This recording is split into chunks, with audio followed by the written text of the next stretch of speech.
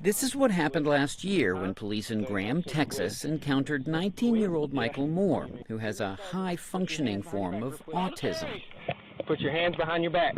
I'm sorry. He was playing in the backyard, and what started out as a simple neighbor calling in with a complaint saying that he was throwing rocks at their fence escalated into him being put in a chokehold, thrown to the ground, and tased twice.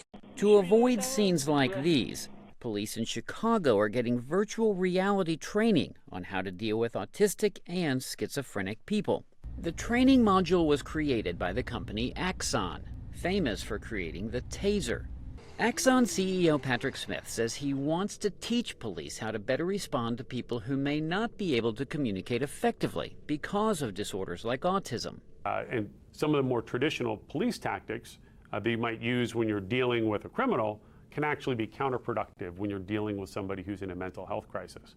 So by bringing these experts together and using this technology as a new medium, we can begin to train officers in these more delicate situations. David Kieran with the advocacy group Autism Speaks says it's a problem that is slowly being addressed. Yeah, I think there is a knowledge gap, and the good news is that more and more law enforcement agencies are recognizing that.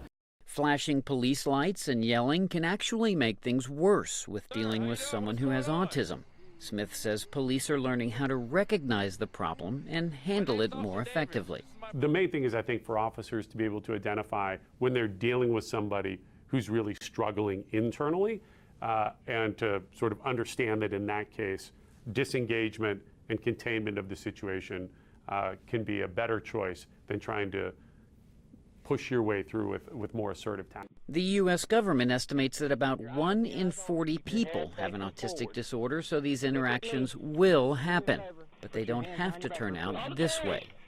Had they taken, 5 minutes to come knock on my door to verify that, yes, he did live here and I was his mom, they could have avoided all that. Axon says they will make their training module available to police departments around the country. Kevin Enochs, VOA News.